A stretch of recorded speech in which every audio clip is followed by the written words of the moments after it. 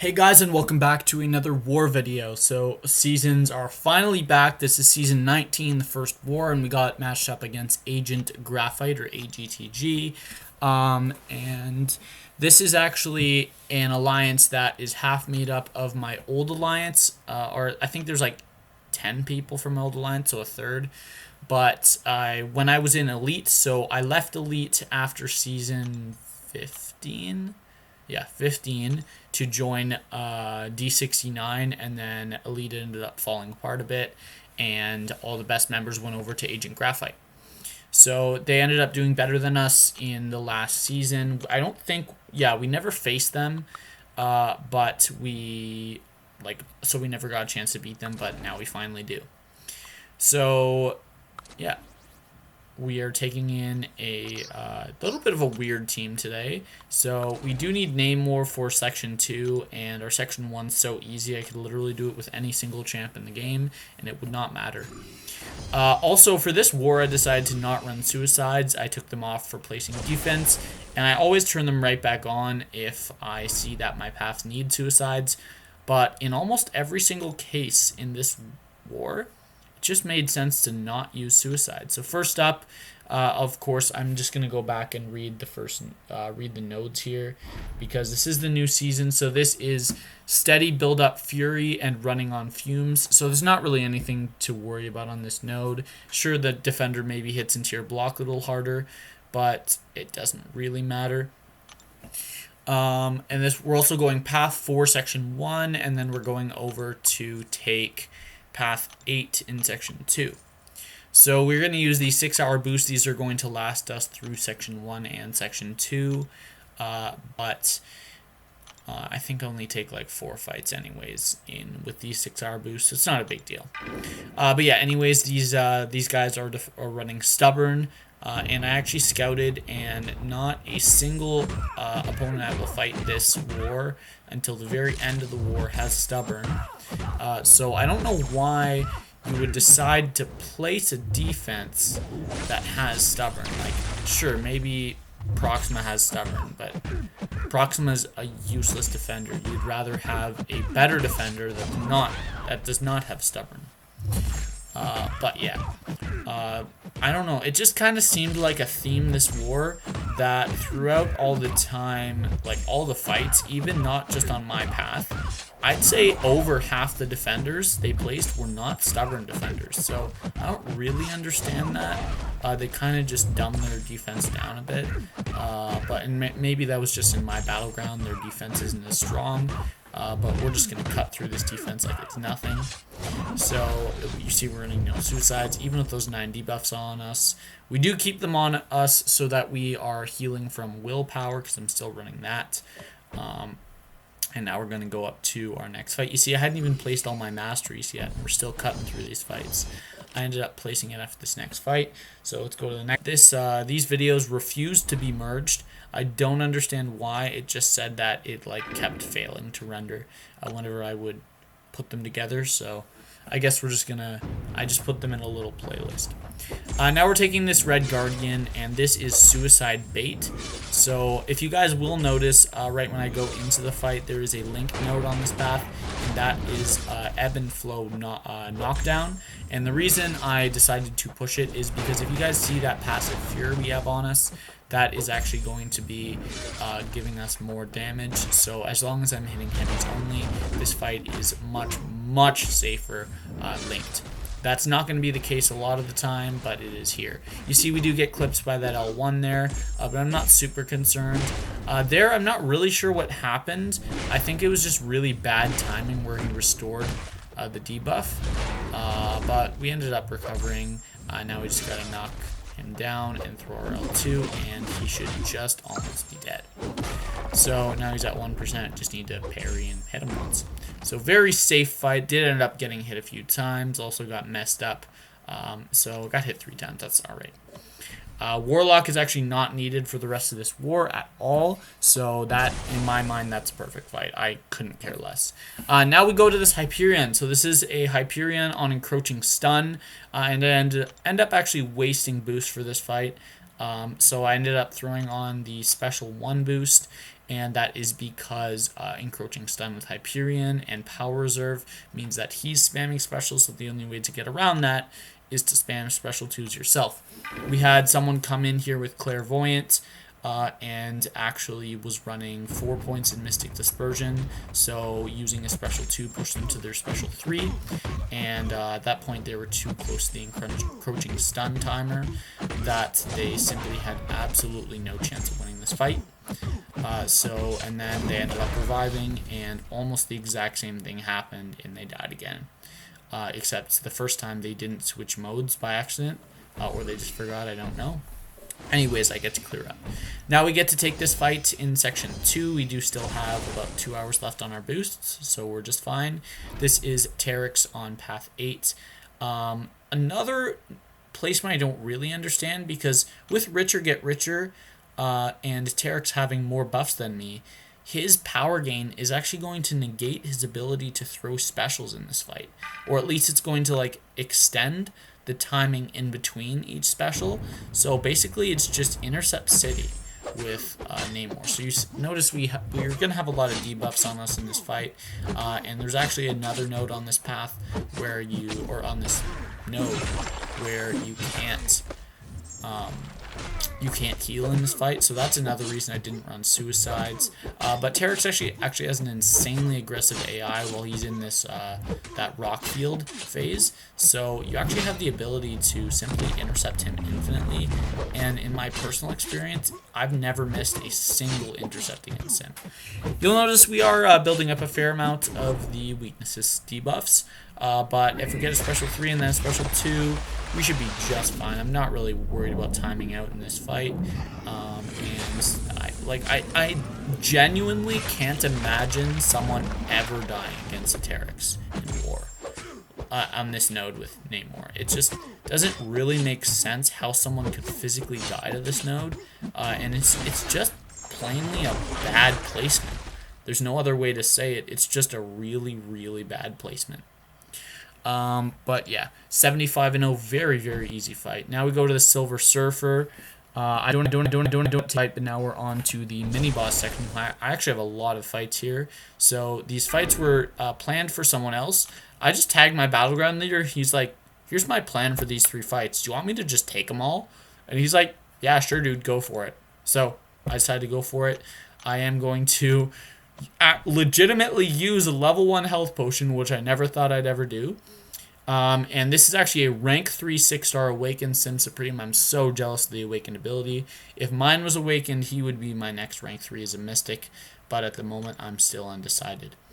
But yeah, so we are going to be using only our health boost. So there's a specific reason I'm doing this. So with Rage, I actually tested out with a duel against Sim Supreme how much my medium would do unboosted with damage, and then I actually used his health to determine what 2.5% of it was, and if I use even a 10% attack boost, one of my medium crits would trigger Rage. Or sorry, not 10%. If I use both my 10% attack boost and health boost and my 15% attack boost, then I would trigger Rage on my mediums, because the cap is 5,000 damage on this fight. So the only time I'm ever going to hit that cap is when a special crit. So there you'll see I did 5,200 damage. I believe the exact cap is around 5,100, but basically we are taking this fight intentionally unboosted, and I did tell my battleground leader I was doing this, and he had no problems with it, because as you can see in this situation, it's by far the smartest move. We actually are going to throw on a little bit of the light Mystic boosts, not the one that give extra damage on specials, because then my specials might trigger Rage even without crits. But what we are going to be doing here is just trying to spam special 2, so that's why we have those boosts on now. So you did see we get hit there. I was just a little too close to him. I expected him to use a medium, in which case I was ready to parry it, but the timing's different for if you start a combo with a light and do multiple hits, so he actually ended up clipping us there, bringing us to about 50%, but still a very safe fight. I would have to get hit another 5 times to lose this fight, and there's absolutely no chance of that. So yeah, triggering Limbo a lot, I do have magic around SIG 120 right now, and I was considering taking her up to SIG 200 with all those extra stones from July 4th, but I decided to just hold off for now and see how her future as a Alliance War boss take like option for Mojo bosses, or maybe someone even just for clearing maps would be, and I don't really think that it's necessary at the moment. So we are going to have to heal up, which is lucky that we didn't use all our boosts. But right here, we are going to activate all the rest of our boosts. So we're going to use the rest of the Mystic boost. We're going to use a special 1 boost. We're going to use an attack boost. We're going to use attack and health boost. We're going to heal her up and then max or boost to the absolute max. So there I saw we were about 1,500 health under 1,200 more 1 more 1,200 health healing potion. But yeah, now we're going to go for the rest of the boosts. So I'm looking for my Mystic boosts and my attack and health. I ended up going for the higher range of both the attack and health, the attack boost, and the health boost in this fight. And that's just because at this point in the war, we were both around 100. Like I think the exact score was like 90 to 100 for them, approximately. So they were winning the war. That was the attack. So they had 100 kills and we had 90 kills. So they had more than us and we had equal deaths. So they were beating us. And we really want to win this war. Also, I'm just going to talk about this fight a little bit. So this might seem like an odd fight for Magic to take because of the node. What's the node called where you have to alternate specials? I don't remember. But either way, the way I have to take this fight is a little awkward with Magic. I can't just spam special 2s. And you will notice there, I did actually mess up. I thought that Sorcerer Supreme was holding the block, when in fact she was actually holding for a heavy. Oh, I guess I just really haven't fought her enough. She's a decent defender, I'll give her that. But she's going to throw her L1 here, I believe. Yeah, and her L1's insanely easy to evade. You just do a double dex. The first dex does the first 2 hits. And we're permanently healing from that flow, or from the slow debuff. So all we gotta do is get to another special 2. You see we're gaining a lot of power back, and in just over a minute, that fight goes down very easily. So this next fight, I was kind of debating whether I healed or not, because if you guys remember, I ended up taking Tigre, a 565 awakened on Aggression Fury. And I did it. I think I actually gained health from Limbo for that fight, but if I lost health, it was like less than 1%. Tigre is just plain and simple a horrible defender. Don't really understand why she's on this node. Taking her with Magic is one of the easiest things in the world. I guess I can kind of see someone dying to this node if they don't have a power lock champion, but she doesn't even get to throw a single bar of power in this fight. Or she doesn't get to throw a single special, aka bar of power in this fight. So yeah, we're just locking her in the corner, draining power. We're hitting really hard here. I decided to not counter that heavy, and that's just because, like, why would I? I'm in literally no risk in this fight. There's no possible way I could lose this. So yeah, just going down real easy, hitting about 16k on every special, which is really nice. I think we're gonna take just over a minute to do this fight, and I ended up going for some intercepts at the end of this fight just because I was feeling really confident. Not yet. After this next special, I think I go for a few intercepts, and I could have gone for intercepts the entire fight for the last 3 fights, and it wouldn't have made a difference. The only thing is I'm not 100% comfortable with light intercepts yet, and they are more consistent than medium intercepts, so until I'm like 100% on that, just don't really want to risk it. So that fight goes down real easy, but the war is not over. So we actually had my buddy Run, the Alliance leader, who gave himself the task of taking down a rank 3 6-star awakened thing boss. So they did have Stubborn on, and since defensive defender, that does mean that he is going to get the indestructible anytime you dex. But Run's actually really good at dashing back at the perfect time without activating Dex, and he does have Dex on for this fight, which I kind of agree with if you're comfortable with like the dash back, but if you're not, I might turn off Dex for this fight. If you're like, it honestly depends what you're comfortable with. But he is taking a lot of block damage right now. He's just throwing some L1s. I think he's going to go in here, do one hit, and then a special one. Yes, that's exactly what I would have done. I did watch this once quickly, but I don't actually remember the fight because this was like 4 hours ago. But yeah, that's basically the cycle. Just push to 15, bait out your specials. He hits a nice intercept there, going into a special one. I thought I should also mention his Void is SIG 200. Mine is not, so I'm currently running mine at SIG 40, I believe. I've yet to find a fight that Void can't do based on low SIG, and I have absolute confidence that a SIG 20 Void could solo this fight just as easily. Maybe like it might take 20 more seconds just because of the lost damage from the SIG ability, but I'm absolutely confident you can solo this with a SIG 20 Void. So there, he does end up almost wasting an L1, so he timed it perfectly right when his Fear of the Void expired, activated, like the buffs expired, and he ended up getting that first debuff. So he did trigger Dex there when he was in the corner, but 2 minutes into this fight, and he's doing just fine. He is 40% down. He's setting up all of his Fear of the Voids. He is on pace to take this in about 4.5 minutes. So, yeah, just baiting specials. There are a few times in this fight where he's going to have to hit into the block. Luckily, if Thing hadn't backed up there, he would have been stuck in the corner evading heavies against Thing, which is very, very annoying.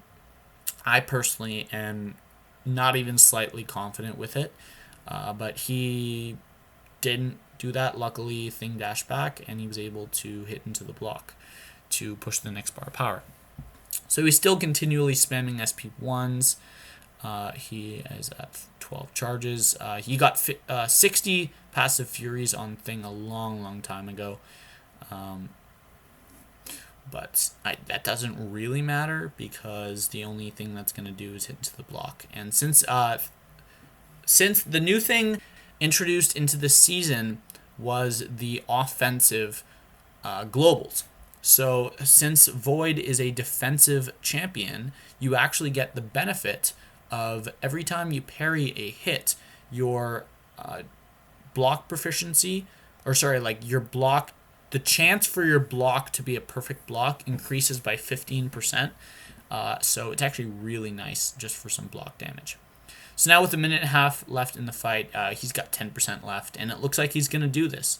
7% left. He's just got to bait out a few more specials. He pushes up to the L2. He dashes back. Thing doesn't throw it. He dashes back, doesn't throw it. Throws a heavy, he can't punish.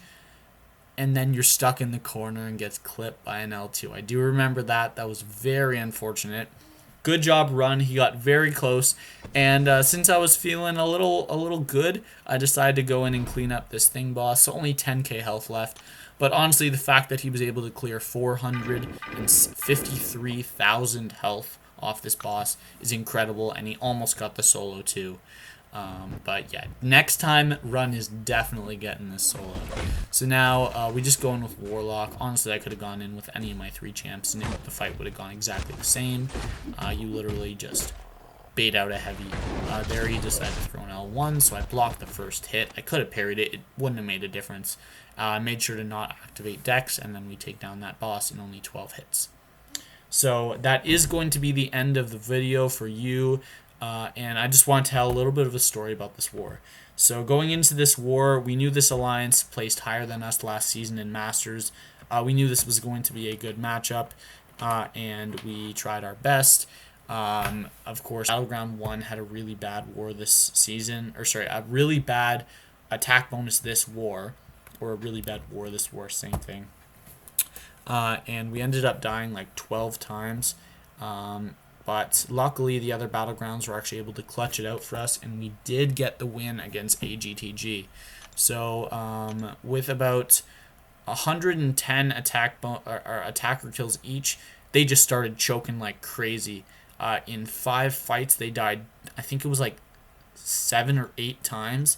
And then throughout the rest of the war, they just consistently died about once every 3 fights. And we stopped dying. At that point, when we were around 140 each, we passed them.